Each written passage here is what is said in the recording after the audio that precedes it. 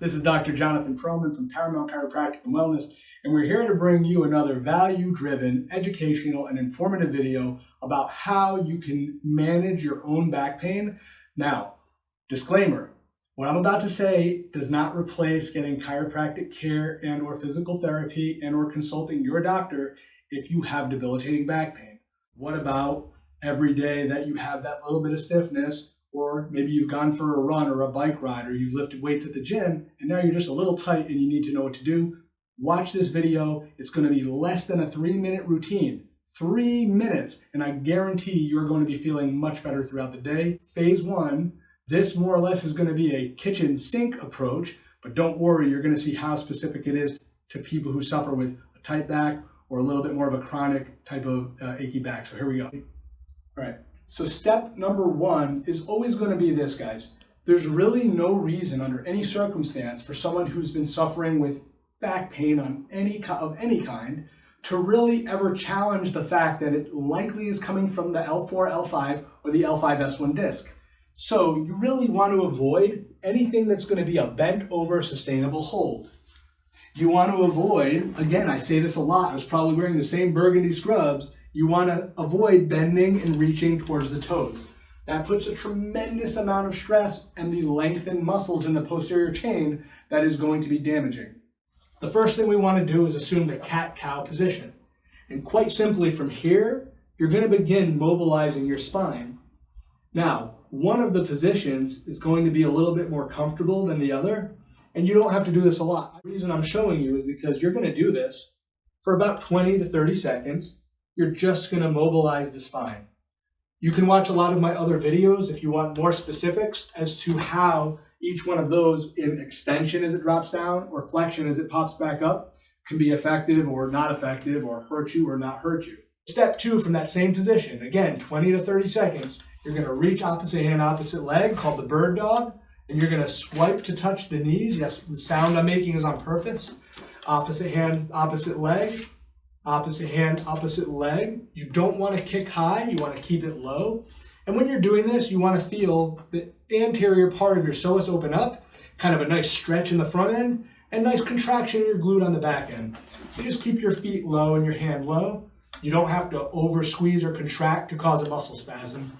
Again, 20 to 30 seconds. The next thing we're going to do, so phase 3, think of it as phase 3, is you're going to take this lacrosse ball. And yes, I recommend you have a lacrosse ball. If you saw my other videos, don't worry about the baseball right now, but a lacrosse ball. And what you're going to focus on is your psoas muscles and your glutes and a little bit of the posterior muscles. And now I'm saying it's okay, under the circumstances and the content of this video, to get in here a little bit.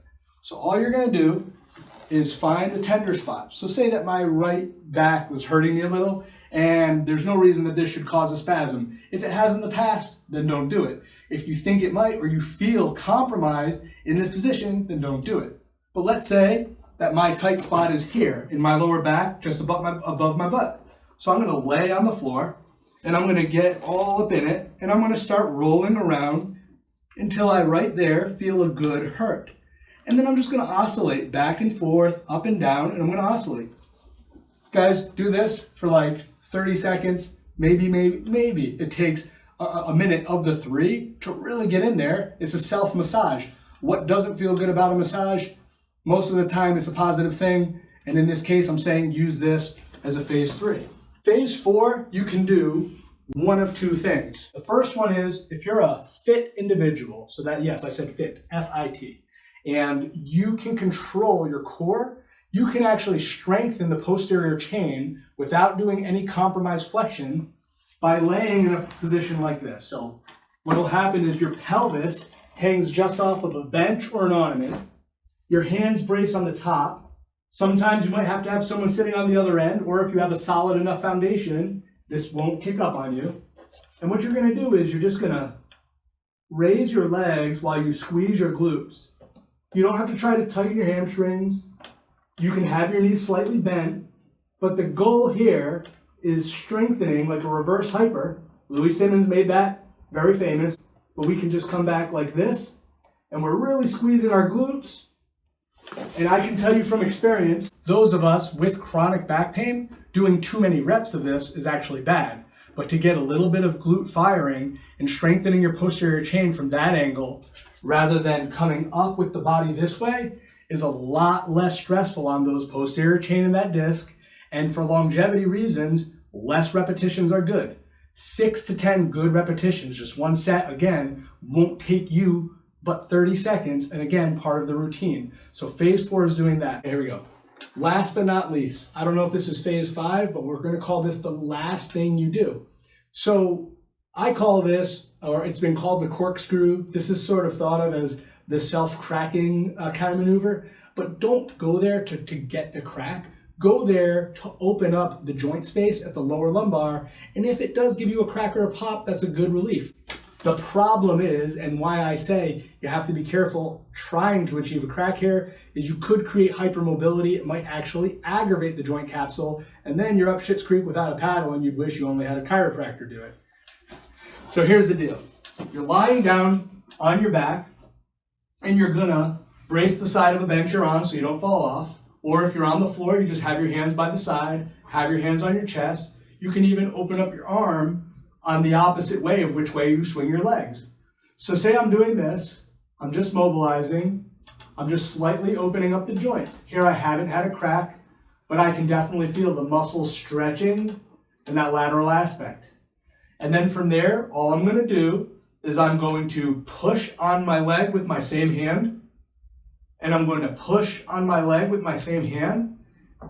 Now, if you're wondering, why am I doing this? Because now you're gonna see my hands are gonna go in between my knees. I'm gonna squeeze, squeeze, squeeze. What did I just do there? I did something called reciprocal inhibition. It's also known as PNF, contract and relax. The idea behind this is, if I activate a certain muscle group and its antagonist muscle, right, opposes it, antagonist muscle is then turned off, doesn't have to work so hard, it picks up on a different pathway and activates and stimulates another muscle so the other one can kind of turn off. Kinesiologists, or you might have heard about applied kinesiology, this is kind of the concept of turning muscles on and turning muscles off. So what would happen is if I squeeze my legs together here and I activate my inner muscles, the outside ones that are working really hard to over stabilize, if you will, right? They're too contracted, they're gonna turn off, they're gonna calm down. If I start to activate my hip flexors by contracting them, as opposed to them just being short and tight, but if I can actually contract them, I can actually reduce the tension and turn off, again, the working too hard, overstimulated hamstring. All right, everybody, thank you for tuning in. I hope that this video provided you with the value that I intended. I hope that it gave you something that you can apply in your home today. And as a final warning, please, if you are in a position of any one of these exercises and you try or attempt to do them and it makes you feel vulnerable, if you think your back will go out, if you think you'll get a muscle spasm, if you think that it's going to make a pre-existing condition that you have worse because it starts to feel that way, then don't do it. But I believe, and in my personal experience, have felt that all these are extremely safe and extremely effective. And that's why I believe that if you did some variation of this every day, or if this is something that you do whenever your back is tight, I believe you will have a tremendous amount of relief, much less back pain, and I think you'll be feeling a lot better a lot more often. So guys, thank you for tuning in. Please go ahead and comment, let us know that you liked the video. Share this video with friends, family, and loved ones who need to see it. And as always, until next time, is Dr. Perlman.